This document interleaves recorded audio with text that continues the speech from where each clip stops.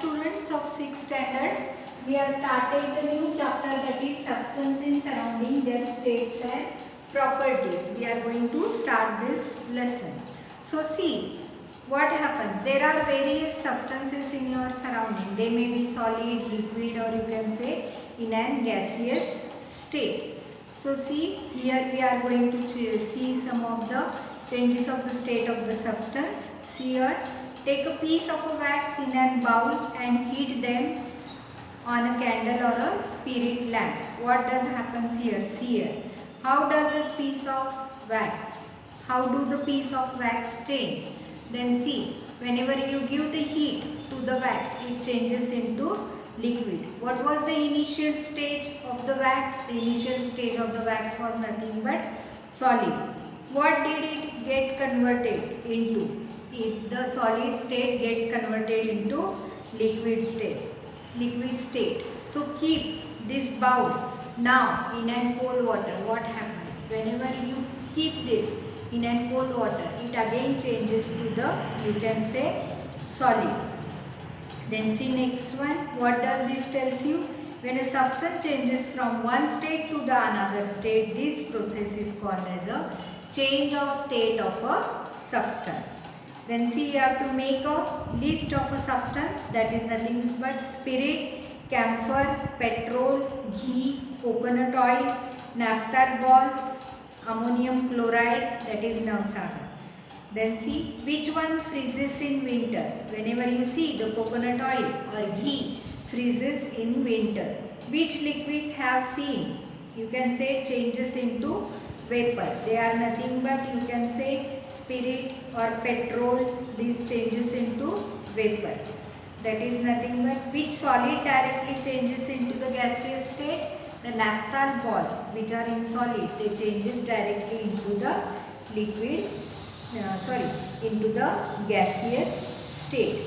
The state of substances changes if they are heated, or you can say if they are cool. Whenever there is a substance which is in our surrounding, whether it may be in the solid, whether it may be in liquid, whether it may be in the gases, they changes their state whenever they get the heat or whenever they are cool. See the next one. Shape. You have to take a solid, that is nothing but a piece of iron. It is having a shape of its own, or it retains the shape no matter how it is kept. However it is kept, it retains its shape. Then see volume of that. It has a definite volume. Solids like, you can say, sugar, sand, if they are poured onto the, you can say, floor, they show a heap of the particular substance. Then comes liquid. Liquid, for example, you may take water, spirit, or oil. It does not change the shape of its own. Takes the shape of the container. In which container it is put, it takes the shape of that container. That means whether it is put into the bowl, it takes the shape of the bowl. If it is put into the glass, it takes the shape of the glass. If it is put into the, you can say, any vessel, it takes the shape of that vessel. It has a specific volume. See, occupies different portions of the container. So whenever they are poured into the container, what they do, they occupy the, you can say, portions into the container. It spreads on the flat surface. Whenever it is poured onto the flat surface, it tries to flow wherever there is a slope. Then next come gases. That is nothing but air. Does not have a shape of its own. Whenever you see, it does not have its shape of its own. Occupies all available spaces. Does not have a definite volume. It does not have a definite volume. On changing the pressure of the gas, you can fill it into the container, whichever you want. Next comes the heat change and, you can say, physical state. You have learned that the change in physical state of the substance is an effect of the amount of heat in it. On gaining the heat, or you can say substance can change On gaining the heat, the substance can change into solid to liquid, or you can say liquid to gases. On another hand, when the substance cools, it loses the heat. That means it changes from gases to liquid, or you can say liquid to the solid. So this tells us how the substance changes by gaining the heat, or you can say by losing the heat. Next comes, see that, can you tell? Does the water change into vapor the moment we place vessel on the stove? Whenever we take a, you can say, vessel filled with the water and keep it on the stove, and as soon as we start to heat, can we see the, you can say, water changes into the vapor? No. That takes us some time. Whenever we keep water into the freezer, that takes us some time for, you can say, changing it into the acid. That means here what happens, a specific amount of heat must be gained or must be lost so that it can be changed into solid, or it can be changed into the, you can say, gases. So the changes in the physical state can be determined by gaining the heat or by losing the heat. Then see how do we tell how hot or cold the substance is. So there are, you can say, specific instruments which are called as a thermometers. So we are going to see about the thermometer, the temperature and the thermometer. See here, whenever a substance gets heated, it becomes warm and hot. It becomes first warm and then hot.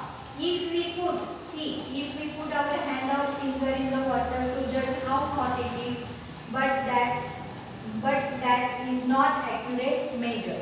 Suppose if we put our hand into the, you can say, hot water, then we can't get the correct judgment how much the temperature is. Or beside that, if the substance is too much hot, it may get burns on our hand. See, the thermometer is used to measure the temperature. Whenever you see, a thermometer is used to measure the, you can say, temperature. Degree Celsius is the unit of measuring the temperature. Whenever you see, there is a, you can say, degree Celsius is the unit of measuring the temperature. So there are several types of the thermometers. Nowadays, the digital thermometer is used frequently in our daily routine. Then see, let us try that. Take a thermometer from an laboratory.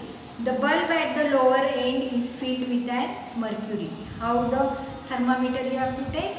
That the bulb should be filled with an mercury. The mercury rises to a certain level in the capillary tube above the bulb. What happens? The mercury should rise at a certain level above the bulb. Then see, you see the scale in the mercury column. Reading the figure near the level of the mercury tells us the temperature of air around the bulb of the thermometer. Whenever you see, you keep it in a free space. What happens? You can get the measurement of the air that is surrounded to that thermometer. Now you have to hold this thermometer into water so that the bulb is immersed in water, and read the temperature of the water. Then what you have to do? You have to keep it in a water vessel, and you want to read the temperature of it. Repeat the activity for the hot water. Whenever you see, we take the hot water into another vessel and then see the temperature for it, and cold water or ice in another. Note the temperatures. Whenever you see, there are, you can say, special types of there are difference in the temperatures. See, boiling water has the temperature 100 degrees centigrade.